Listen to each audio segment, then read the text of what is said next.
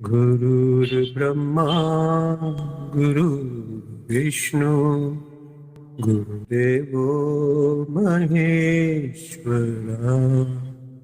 गुरु साक्षात्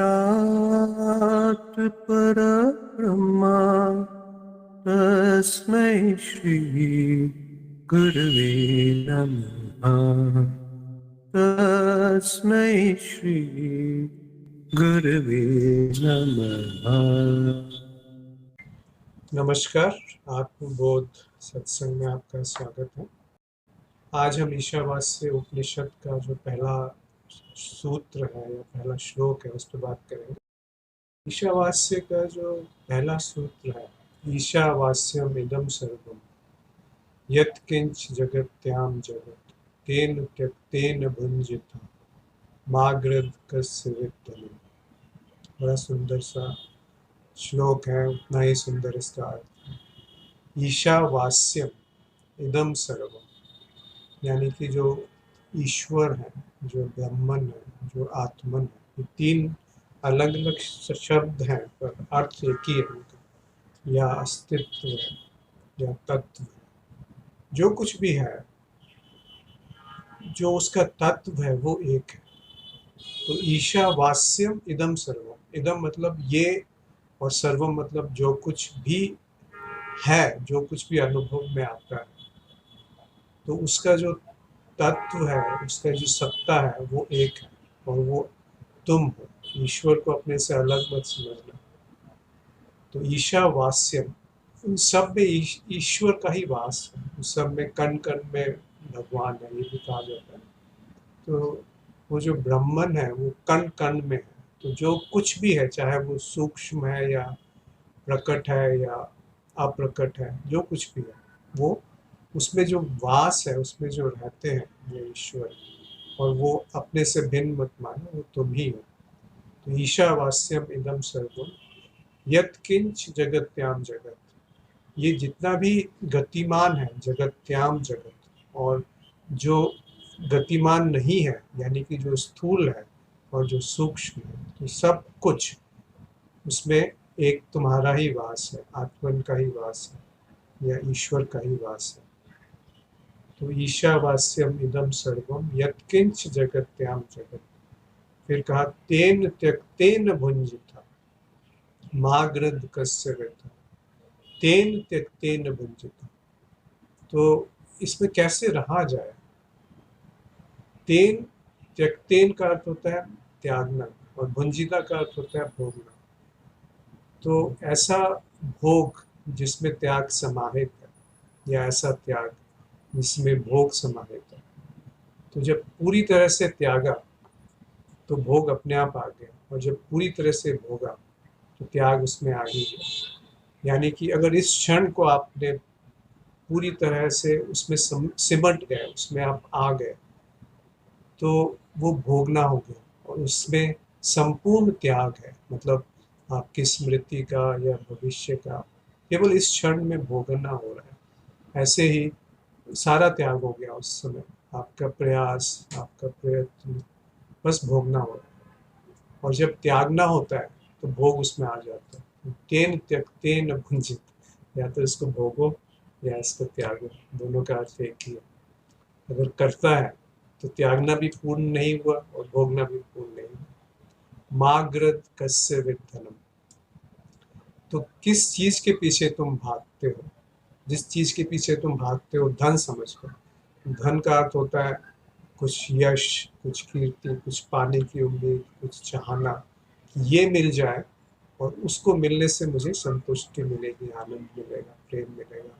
जो भी आप मानते हैं, चाहे वो भौतिक है, वस्तु है, या स्वास्थ्य है, या संबंध है, या कुछ आत्मानुभूति है, या कुछ साक्षात्कार है, या कुछ अध्यात्म में पाने की इच्छा है, वो आप जिस धन का अर्थ है जिसको आप कीमती मानते हैं, जिसको आप मूल्यवान समझते हैं, अगर वो मिल गया तब मुझे इकट्ठा करना, मतलब वो मुझे प्राप्त हो गया, तब जाकर के वो आनंद मिलेगा।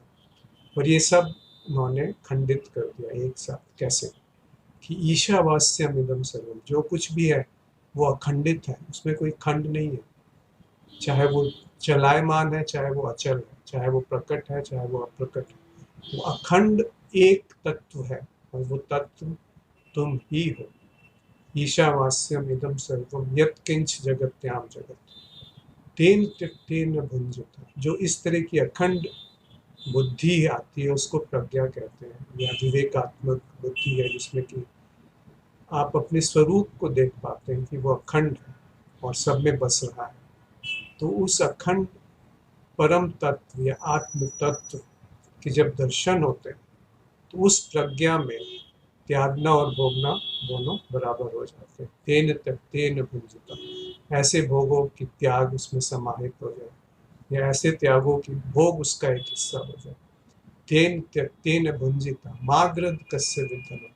और इस जगत में, इस परिवर्तन, इस बदलाव में कुछ इकट्ठा करने जैसा नहीं है। जिसको आप मूल्यवान समझते हो वो ईशा ही है, मतलब वो ईश्वरी है। जो आप अब उसका क्या मूल्य लगाओगे और क्या यहाँ से आप बदलाव जो इस परिवर्तनीय जगत में साथ लेके जाओगे। तो तेन त्यक्तेन भुंजिता माग्रद कस्य विद्धनम, इसको अलग अलग तरीके से समझा जा सकता है। एक ये कि त्यागो, जो आप पकड़ के बैठे हो वो पकड़ छोड़ दो, या भोगो, तो जो आप इधर उधर भटक रहे हो वो इस क्षण में भोग कर लो।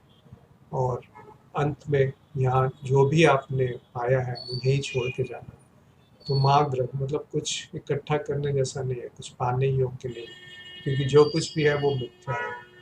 पर यहाँ पर महत्वपूर्ण बात यह है कि जो मिथ्या है वही तत्व भी है।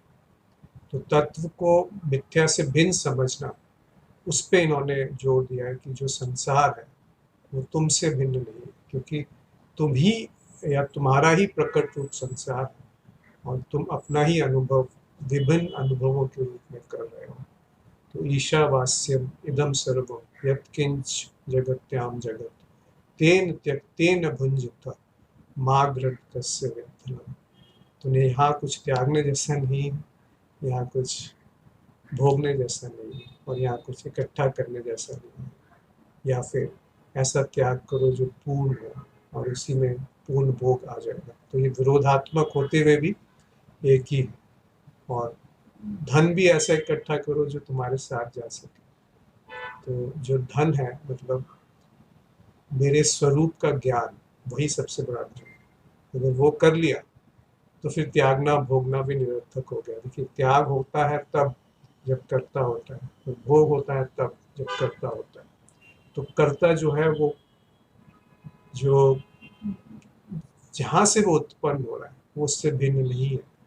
तो जो ईशावास्य है वही स्वयं कर्ता बन करके इनमें भोग रहा है, और जिसको भोगा जा रहा है वो भोगने वाले से भिन्न है। तो इस पे थोड़ा मनन कीजिए। आशा है आपके लिए ये उपयोगी रहा होगा। आपने अपना समय निकाल करके, उपनिषद में 18 श्लोक हैं, 18 सूत्र हैं, और एक एक सूत्र अपने आप में मूल्यवान है, अतुलनीय है, एक अद्भुत है कि किस तरीके से, किस सुंदरता से उसको काव्यात्मक रूप में बयान किया।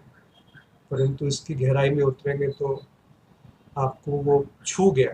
अगर प्यास है तो छू गया, नहीं तो कविता है, नहीं तो शब्द है। शब्दों से ज्ञान नहीं होता। जो शब्दों को प्रकाशित कर रहा है वो स्व प्रकाशित है, और वो जो ज्ञान है वो उस ज्ञान को भी प्रकाशित कर रहा है, ज्ञान के अभाव को भी प्रकाशित कर रहा है, अज्ञान को भी प्रकाशित कर रहा है, और अज्ञान के अभाव को भी प्रकाशित कर रहा है।